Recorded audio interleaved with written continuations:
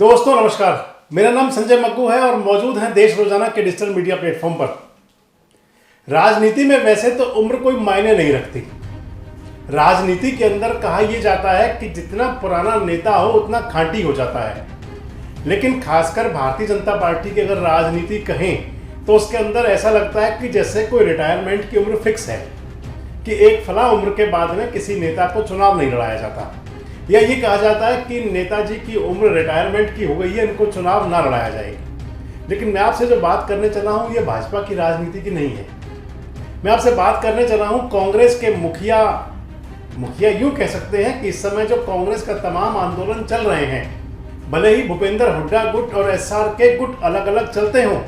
लेकिन भूपेंद्र सिंह हुड्डा के गुट का कोई सानी नहीं है और SRK गुट उनका मुकाबला नहीं कर पाता।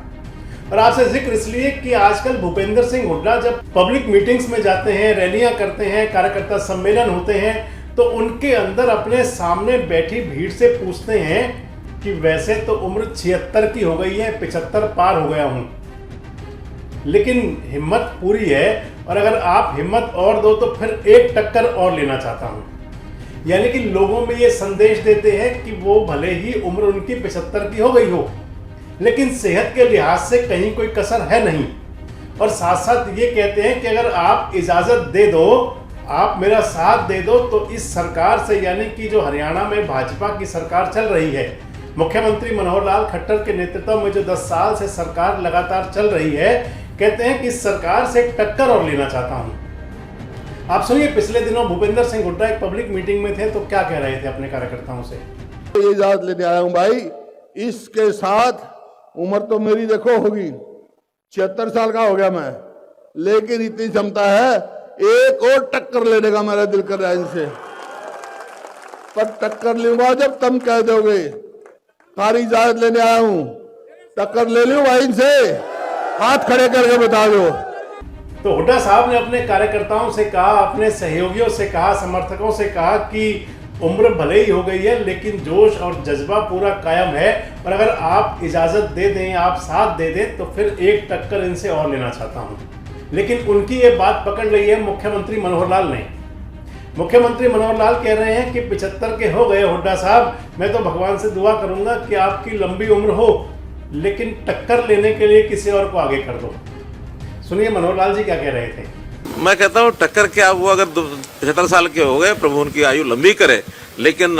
ये सारे काम करने के लिए कोई एक व्यक्ति विशेष करता है ऐसा नहीं है, एक सिस्टम करता है, विचारधारा करती है। तो सिस्टम में उनके साथ और बहुत लोग हैं। अगर कांग्रेस को खड़ा करना है तो कांग्रेस में इतने सारे और बहुत लोग हैं, उन्हीं को क्या जरूरी था टक्कर उन्हीं को लेनी है। कांग्रेस पार्टी इस नाते से आए ना मैदान में। वैसे आपको बताएं कि हरियाणा की राजनीति इस समय पूरी तरह से गर्म है।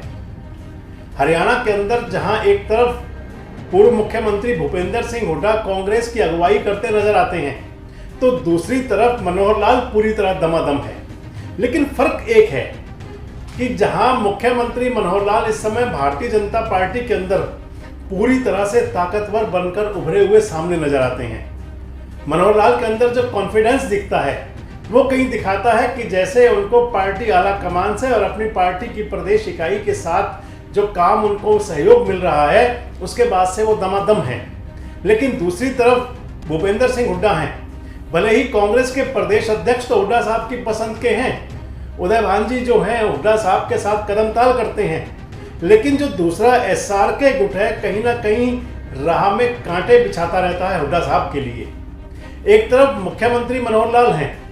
जिन्होंने कि भारतीय जनता पार्टी के अंदर अपने कुशल नेतृत्व से कह लें, या अपनी संगठन क्षमता से कह लें, या अपने संबंधों से कह लें, और या फिर ये कह लें कि अपनी कार्यप्रणाली से, कि उन्होंने जो ओम प्रकाश धनखड़ साहब भाजपा के प्रदेश अध्यक्ष हुआ करते थे, तो धनखड़ साहब के स्थान पर अपने बहुत प्रिय, अपने बहुत पुराने सहयोगी नायब सिंह सैनी को प्रदेश अध्यक्ष बनवा लिया। लेकिन दूसरी तरफ प्रदेश अध्यक्ष तो हुड्डा साहब की पसंद के कांग्रेस में भी हैं, लेकिन जब भी कभी बात सामने आती है तो SRK यानी कि सैलजा, रणदीप और किरण गुट, क्योंकि उनको सैलजा और रणदीप सुरजेवाला को कांग्रेस आला कमान का आशीर्वाद मिला हुआ है। रणदीप सुरजेवाला जहां एक तरफ कर्नाटक के प्रभारी हैं, पार्टी के राष्ट्रीय प्रवक्ता हैं, राष्ट्रीय महासचिव हैं, राज्यसभा के सदस्य हैं, तो दूसरी तरफ कुमारी सैलजा हैं जो उत्तराखंड की प्रभारी हैं आजकल, छत्तीसगढ़ में कांग्रेस चुनाव हारी भारतीय जनता पार्टी से विधानसभा का। कुमारी सैलजा वहां की प्रभारी हुआ करती थी, लेकिन कुमारी सैलजा की सेहत पर जैसे कोई असर पड़ा नहीं और उनको छत्तीसगढ़ से हटा करके उत्तराखंड का प्रभारी बना दिया गया। और आप मान लीजिए कि जहां एक तरफ कुमारी सैलजा सोनिया गांधी की किचन कैबिनेट की मेंबर हैं, इसलिए कहीं ना कहीं हुड्डा उनके सामने उतने बल के साथ में, उतनी ताकत के साथ में सामने नहीं आ पाते। तो दूसरी तरफ रणदीप सुरजेवाला हैं, वो राहुल गांधी की टीम के मेंबर हैं, कांग्रेस के राष्ट्रीय प्रवक्ता हैं, कब क्या कहना है, कब क्या सुनना है, उस बारे में बड़ा ध्यान रखते हैं और कांग्रेस के अंदर उनका पूरा असर है, दिल्ली दरबार में पूरी चलती है। तो अगर सैलजा, रणदीप और किरण गुट तीनों मिल जाते हैं तो फिर हुड्डा साहब को 75-76 की उम्र के अंदर वो एक चुनौती, तो जहां उन्हें टक्कर लेनी है भारतीय जनता पार्टी की सरकार से, मनोहर लाल की सरकार से, तो एक टक्कर उनको लेनी पड़ती है अपनी पार्टी में, अपनी पार्टी के नेताओं से। हुड्डा साहब के लिए सबसे बड़ी परेशानी ये है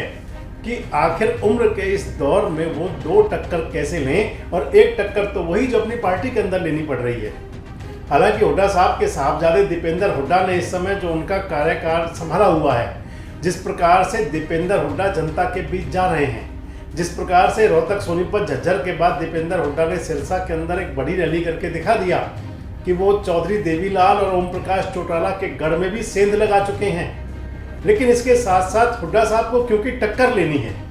वो हुड्डा साहब खुद कह रहे हैं कि 75 की उम्र हो गई है और उम्र कहीं ना कहीं अपना असर जरूर दिखाती है,